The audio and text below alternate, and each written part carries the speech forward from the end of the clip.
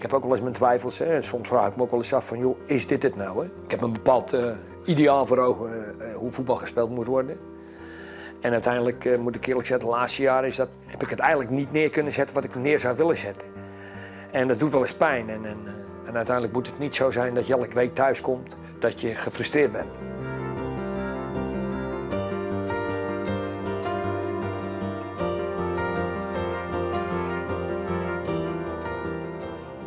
Waar zijn jullie op trainingskamp geweest?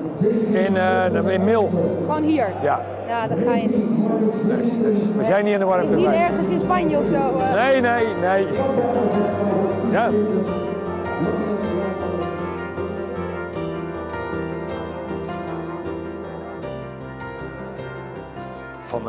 Eigenlijk van mijn 6e, 7e. Ben ik eigenlijk constant met mijn vader meegegaan, misschien wel iets eerder, misschien met mijn 5e al. En uiteindelijk via dat zelf gaan voetballen. En uiteindelijk heeft er nooit iets anders bestaan dan voetballen. Het is dus van je hobby je beroep geworden. Nou, als je 19 jaar betaald voetbal gespeeld hebt, blijft er niet veel anders meer over dan in de voetballerij proberen te blijven. Nou, dus in dit geval traineren. Dus ja, goed, nu zit ik mijn hele leven eigenlijk in de voetballerij en ik weet niet beter. De 57-jarige Arnhemuidenaar Jan Poortvliet. Hij was profvoetballer bij onder meer PSV, Rode JC, AS Cannes en VCV Zeeland. En hij speelde met het Nederlands elftal de WK-finale van 1978. Nu is hij trainer bij FC Den Bosch in de eerste divisie. Het is heel onzeker, hè? Dus ik heb natuurlijk een paar keer... dan heb je heel aardig gepresteerd en dan denk je, nou, komt die stap nou een keer? Die zou ik nooit komen, de stap naar de Eredivisie. Eigenlijk wel jammer, hè? Dat had je een paar keer op gehoopt. En op een gegeven moment blijf je in deze divisie hangen. En op een gegeven moment is het nu mijn 11e of 12e jaar. En uiteindelijk heb je ook wel eens zoiets van, ja oké, ik zou wel eens een keertje wat anders willen. Hè? Dus ik zou wel eens een keer hoger willen of een andere competitie. Maar het doet wel pijn dat er geen Eredivisieclub komt. Ik had het graag een keer willen meemaken. Dus het is nu toe niet gelukt. En, ja, goed. Maar het is ook wel zo, je leeftijd gaat ook door. En uiteindelijk denk je wel eens, ja, deze kans zal niet zo makkelijk komen. Hè? En dat frustreert wel eens.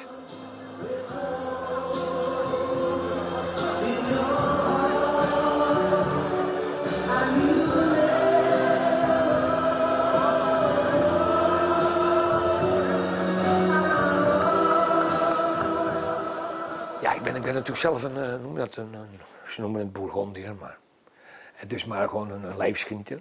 En ja goed, dan op een gegeven moment dan kom je in de grote stad en dan moet je je weg vinden.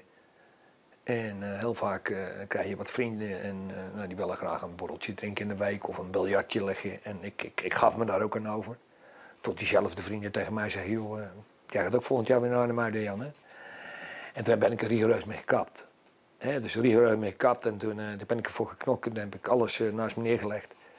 En uiteindelijk, moet ik zeggen, het was een hele korte tijd. 3-4 maanden stond ik bij het eerste. En, nou goed, dat zijn gewoon de dingen die, omdat het, ja goed, je moet je weg vinden. Je komt als jonge jongen uit een dorpje hier eigenlijk in de grote wereld.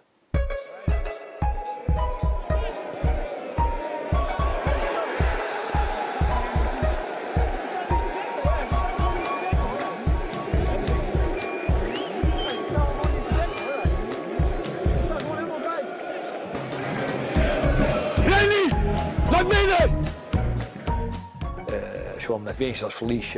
Winst ben ik heel gelukkig en verlies ben ik heel verdrietig. En, ja, dan heb je wel eens dingen zo van, dan pak je een borreltje of zo, weet je wel. Dingen. Dus want voor de rest, kijk, ik ben gewoon een sportman.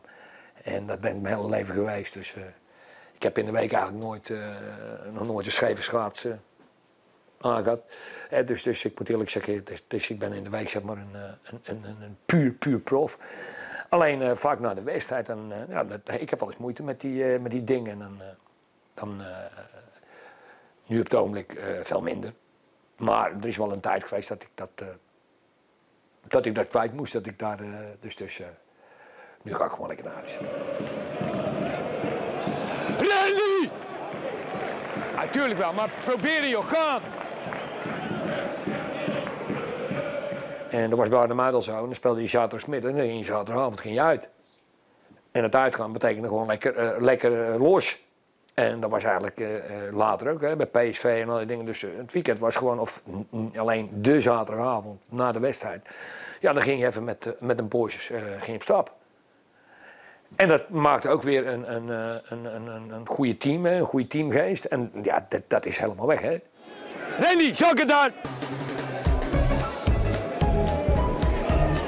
Ralf, Italië.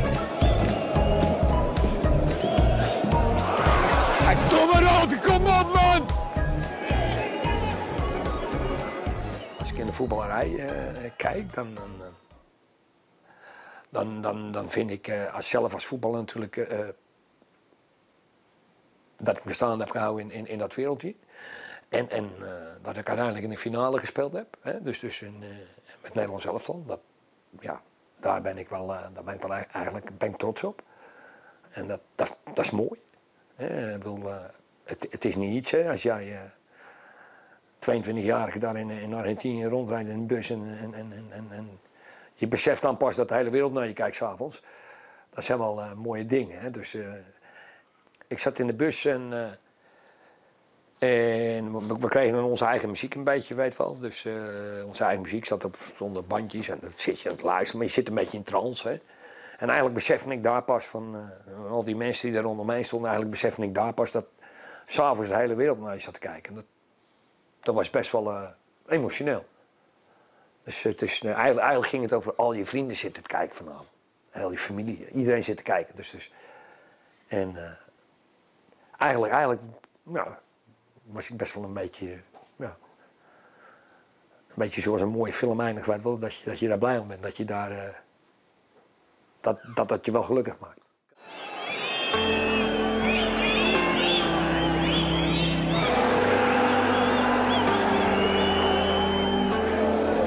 Spelen!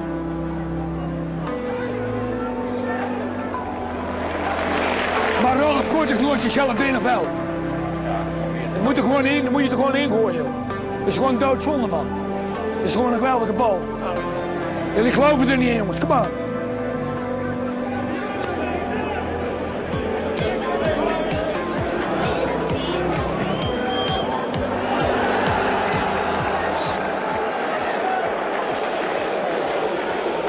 Is gewoon verdedigen wat Benjamin doet daar. Kom op, man. In 2008 werd Poortvliet trainer van de Engelse club Southampton. Het liep uit op een grote teleurstelling. Nou, in mijn gedachten was dat een mooie droom, hè? Engeland. En ja, goed. Denk je ook even, nou, dit is je kans. En uiteindelijk klopte er allemaal helemaal niks van. Maar ik werd eerst gedwongen om eigenlijk bij Helmond weg te gaan. Terwijl ik nog een jaar had. Ja, goed. En doordat ik zo graag wou, was ik niet realistisch. Keek ik eigenlijk niet rond me heen. He, dus nou ja, goed. Uiteindelijk is het een beetje, ook financieel op sof uitgelopen.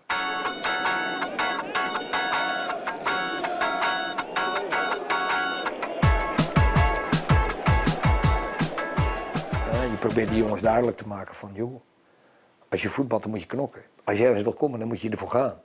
Het komt niet naar je toe. En het is ook niet naar mij toe gekomen. Het gaat niet om dat ik was in de jeugd wel eens Cruijff natuurlijk, maar op het echte veld was ik Cruijff niet natuurlijk. Het ligt niet zomaar voor het oprapen. Hè. Je moet er van alles aan doen. Kijk, als ik zie wat wij geleden hebben.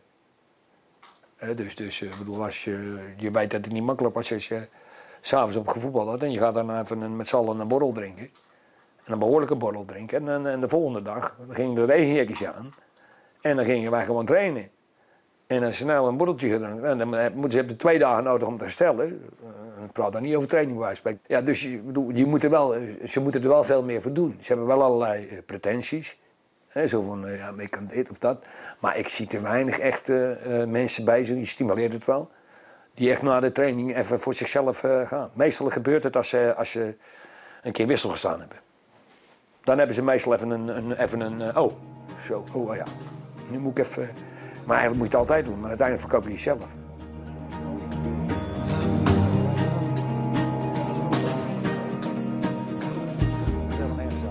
Ik ben best een eigenschapsmens.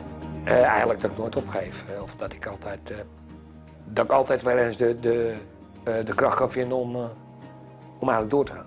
Dus dan kom ik weer op op het Luc de Merco terug. Dus ik dat altijd wel een stukje vind van, nou ja, dat ik niet zo snel verslapen.